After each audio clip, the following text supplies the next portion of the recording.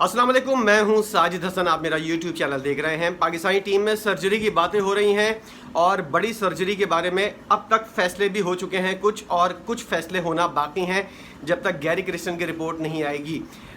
वहाब रियाज ने गुज़िश्ता रोज़ रिपोर्ट पेश की है और अपनी रिपोर्ट के अंदर वही बातें की हैं जो इस चैनल के ऊपर, यानी कि साजिद हसन स्पीक्स चैनल के ऊपर आप पिछले 2 हफ्तों से सुनते हुए आ रहे हैं कि क्या रिपोर्ट के अंदर मामलात हैं और क्या पाकिस्तानी टीम के अंदर चल रहा है और क्या वजह है कि टीम जो है वो ग्रुप्स के अंदर तब्दील हो चुकी है, डिवाइड हो चुकी है और खिलाड़ी जो हैं वो कप्तान को सपोर्ट करते हुए नज़र नहीं आ रहे हैं। कप्तान जो है उसका बिल्कुल उसकी सपोर्ट जो है वो सिर्फ मैनेजमेंट की हद तक है, खिलाड़ी जो है वो उसकी बात मानने को भी तैयार नहीं है और बाबर आजम जो है वो एक तरह से बेबस कप्तान के तौर पर जो है इस वर्ल्ड कप के अंदर हमने देखा कि वो चलते हुए नज़र आ रहे हैं। वहाब रियाज ने जो अपनी रिपोर्ट पेश की है वो हम सर्जरी का एक नुस्खे के तौर पर देख सकते हैं कि जो सर्जरी होनी है, जिसका वादा मोहसिन नकवी साहब ने अपने स्टेटमेंट के अंदर भी दिया था, उसके अंदर जो है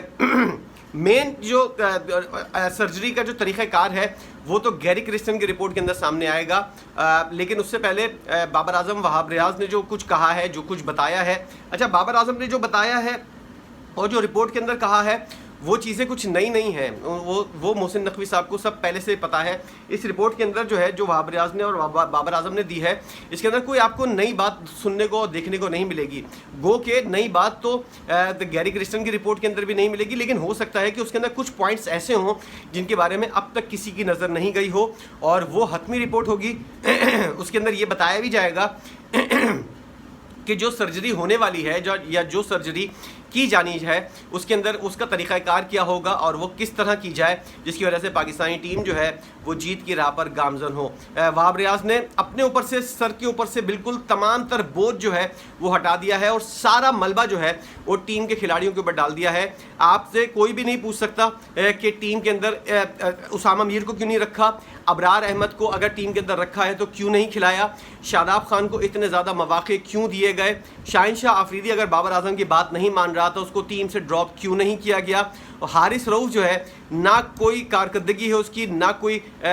हमने देखा है कि अनफिट होने के बाद जब वो जैसे ही फिट हुआ उसके बाद टीम के अंदर आ गया और कोई टीम के अंदर उसकी कारकर्दगी नहीं थी, उसको टीम से ड्रॉप क्यों नहीं किया गया, अहल खिलाड़ी को टीम के अंदर क्यों शामिल नहीं किया गया, अब्बास आफरीदी जैसा खिलाड़ी बाहर बैठा हुआ था उसको टीम के अंदर शामिल नहीं किया गया, और दीगर लोग जो हैं पाकिस्तान के अंदर 3 विकेट कीपर क्यों खिलाए गए पाकिस्तान की टीम के स्क्वाड के अंदर, आजम खान क्या लेने के लिए वर्ल्ड कप की टीम के अंदर गया था, ये वाले सारे सवालात जो हैं वो वहाब रियाज ने उन तमाम तर सवालात को बिल्कुल साइडलाइन कर दिया और अपना सारा मलबा जो है वो उन खिलाड़ियों के ऊपर डाल दिया कि खिलाड़ी जो है वो आपस में मुत्तहिद नहीं थे, टीम जो है वो जेल होकर नहीं चल रही थी, कप्तान को खिलाड़ी सपोर्ट नहीं कर रहे थे और 5 साल 6 साल एक खिलाड़ी कप्तान है और खिलाड़ी जो है मुसलसल 8 साल से एक साथ खेल रहे हैं। अब जाकर हमारे सीनियर मैनेजर और टीम के सेलेक्टर जो हैं वही वाली बात आकर बता रहे हैं कि टीम के खिलाड़ियों को गेम अवेयरनेस नहीं थी।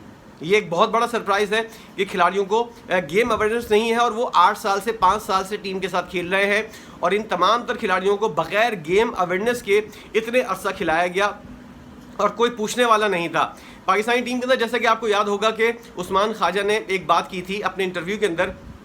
पाकिस्तानी टीम के अंदर बहुत ज़्यादा तब्दीलियाँ होती हैं, बहुत ज़्यादा चेंजिंग बहुत ज़्यादा जल्दी जल्दी होती हैं टीम के अंदर और बोर्ड के अंदर। याद रहे कि आपको याद होगा कि गुज़िश्ता 1.5 साल के अंदर पाकिस्तान क्रिकेट बोर्ड के अंदर 4 जो है चेयरमैन जो हैं पीसीबी तब्दील हो चुके हैं। उनमें रमीज़ राजा गए, नजम सेठी आए, नजम सेठी गए, ज़का शरफ आए और ज़का शरफ गए, अब मोहसिन नकवी साहब बैठे हुए हैं। ये इतनी ज़्यादा बड़ी और जल्दी जल्दी चेंजिंग जो है उस्मान ख्वाजा के मुताबिक इस वजह से टीम जो है वो तसलसल के साथ नहीं खेल सकती। हर चेयरमैन आता है वो अपनी खलीफा गिरी लेकर आता है, अपना तरीक़ाकार के हिसाब से चलता है और वो कुछ खिलाड़ियों को सपोर्ट कर रहा होता है। अच्छा, हमने ये भी देखा है कि हर चेयरमैन के साथ एक ना एक साबिक खिलाड़ी नमूना जो है वो टीम के साथ ज़रूर चिपका हुआ होता है। याद रहे कि बहुत पुरानी बात है जब ज़का शरफ 2011, 12, 13, 14, 15 ये वो म्यूज़िकल चेयर वाला गेम है अरसा है, जिसके अंदर नजम सेठी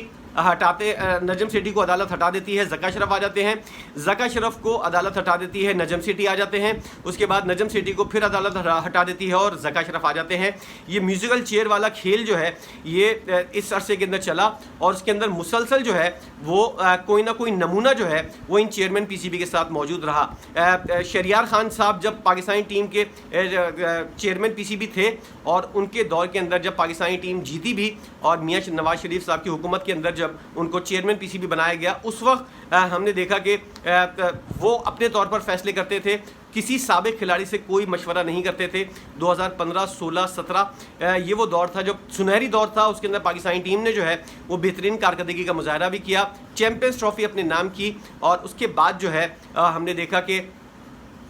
फिर चेयरमैन पीसीबी को जो है वो चेंज कर दिया गया और उसके बाद जो है लाइन लग गई चेयरमैन पीसीबी की, कोई आता कोई जाता। उसके बाद हमने देखा वसीम खान जो है वो सीईओ के तौर पर आए और उन्होंने जो है टीम का किस तरह कबाड़ा किया वो भी सबके सामने है। वहाब रियाज जो है वो हमेशा जो है किसी न किसी हैसियत से टीम के साथ मुंसलिक रहे हैं, एज आ खिलाड़ी भी और एज आ साबिक खिलाड़ी भी। मोहसिन नकवी साहब के वो यकीनी तौर पर बहुत चहीते हैं। इससे पहले ज़का अशरफ साहब के चहीते जो थे वो मोहम्मद हफीज़ थे, उससे पहले जो चेयरमैन थे उनके चहीते जो थे वो मिसबाउल हक थे। ये सारी चीज़ें जो है साबिक खिलाड़ी जो है वो टीम का कबाड़ा करने में अहम किरदार अदा करते हैं और टीम को जो डिवाइड किया जाता है उनमें मेन किरदार जो है वो साबिक खिलाड़ियों का होता है। हमने देखा है कि इंज़मामुल हक जो है वो इस तरह के बेहुदा बयानात, जहालत वाले बयानात देते हुए नजर आए और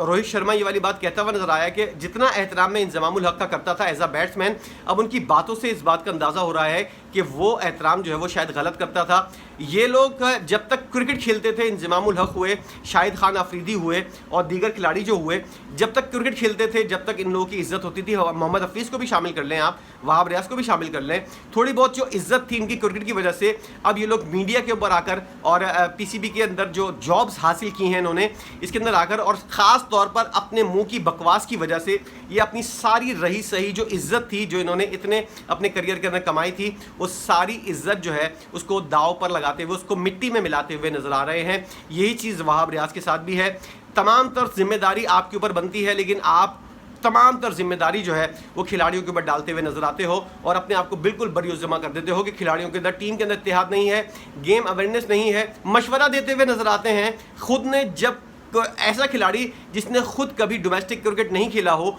वो ये वाली बात कहता हुआ नजर आता है कि डोमेस्टिक क्रिकेट को मजबूत करना चाहिए और खिलाड़ी जो है वो डोमेस्टिक क्रिकेट से लेने चाहिए। तुम खुद जब खिलाड़ी थे तुमने खुद भी डोमेस्टिक क्रिकेट को कोई वैल्यू नहीं दी और जब तुम चीफ सेलेक्टर बने और सेलेक्टर बने तो तुमने डोमेस्टिक क्रिकेट के खिलाड़ियों को साइड लाइन कर दिया। तुमने सिर्फ पर्चियों को लिया और तुमने सिर्फ सिफारशी खिलाड़ियों को टीम के अंदर शामिल किया। शादाब खान की मिसाल सामने है, आजम खान की मिसाल सामने है। ये कौन सा डोमेस्टिक क्रिकेट खेलते हैं? तुमने हारिस रऊफ को लिया, कौन सा डोमेस्टिक क्रिकेट किसने खेला है? या जितने भी खिलाड़ी पाकिस्तानी टीम के अंदर खेल रहे हैं, कितने खिलाड़ियों ने डोमेस्टिक क्रिकेट खेला है जो आज ये बकवास करता हुआ नजर आता है कि डोमेस्टिक क्रिकेट को मजबूत करना चाहिए और खिलाड़ी जो टीम के अंदर आने चाहिए वो डोमेस्टिक क्रिकेट की बुनियाद के ऊपर आने चाहिए। आज तक कभी खुद ने घास नहीं डाली और ना ही जो सेलेक्ट करता रहा है जिन खिलाड़ियों को, उन्होंने कभी डोमेस्टिक क्रिकेट को घास नहीं डाली। लेकिन ये वाली बात जो है ये बकवास करते हुए नजर आते हैं कि डोमेस्टिक क्रिकेट जो है वो इंतहाई अहमियत की हामिल है। इस तरह की जहालत सिर्फ पाकिस्तान के अंदर हो सकती है और हो रही है और इसी वजह से पाकिस्तानी टीम जो है आज बाहर बैठी हुई है और पूरी दुनिया जो है वो वर्ल्ड कप देख रही है। इंडिया, साउथ अफ्रीका, अफगानिस्तान और इंग्लैंड की टीमों के दरमियान मैचेस देख रहे हैं। अब साउथ अफ्रीका और इंडिया बगैर हारे जो है वो फाइनल के अंदर पहुंच चुके हैं। एक तरफ उनकी टीम की और उनकी कारकर्दगी जो है आसमान के ऊपर, आसमान से बातें कर रही है और हमारी टीम जो है ज़मीन के ऊपर सिसकती हुई नज़र आ रही है इन्हीं जाहिलों की वजह से, साबिक खिलाड़ियों की वजह से। और ऐसे चेयरमैन पीसीबी जो आते हैं जिनको क्रिकेट की अलिफ बे भी नहीं पता होती, उनकी वजह से आज पाकिस्तानी टीम का ये हाल है। सर्जरी आप कितनी भी कर लें, कितनी भी बड़ी सर्जरी कर लें, लेकिन ये नासूर जो है जो पाकिस्तानी टीम के अंदर बन गया है, इसको निकालने के लिए सर्जरी की ज़रूरत नहीं है, बल्कि खुद जो है एक बड़ा ऑपरेशन क्लीन अप जो है वो पाकिस्तान क्रिकेट बोर्ड के अंदर होना चाहिए। उसके अंदर चेयरमैन को भी शामिल होना चाहिए और जितने भी बाबे बैठे हुए हैं 20-20, 30-30 साल से जो पाकिस्तानी क्रिकेट को बर्बाद कर रहे हैं, उन लोगों को भी निकाल कर नए लोगों को लाना चाहिए, ऑनेस्ट लोगों को लाना चाहिए, मेरिट के ऊपर लोगों को लाना चाहिए। वहाब रियाज की रिपोर्ट के अंदर कोई ऐसी नई बात नहीं है जिसकी वजह से हम सरप्राइज हों। यही सारी बकवास जो है ये हम करते हुए आ रहे हैं और इसके अंदर कोई ऐसी बात नहीं है कि वहाब रियाज जो है एज अ टीम मैनेजर जो वहां पर गए थे, उन्होंने अगर टीम के अंदर खिलाड़ी जेल नहीं थे, अगर टीम के अंदर इत्तेफाक नहीं था, तो आप वहां क्या कर रहे थे? क्या किस हैसियत से तुम वहां गए हुए थे सीनियर मैनेजर बनकर, जब तुम्हारे सामने ये सारी चीजें हो रही हैं, तुम्हारे सामने जो है जीते हुए मैचेस पाकिस्तान हार रहा है, उस वक्त तुम क्या कर रहे थे? उस वक्त तुमने कोई एक्शन क्यों नहीं लिया और अपनी रिपोर्ट के अंदर आकर सारा मलबा जो है वो अपने सर से उतार कर खिलाड़ियों के ऊपर डाल दिया है। वहाब रियाज की रिपोर्ट और इसकी शख्सियत और एज अ खिलाड़ी इसके करियर के ऊपर आपकी क्या राय है? आप कैसा समझते हैं? क्या इसकी छुट्टी होनी चाहिए, नहीं होनी चाहिए? क्या इसके साथ होना चाहिए? अपना पॉइंट ऑफ व्यू ज़रूर बताइएगा। वीडियो देखने का बहुत शुक्रिया।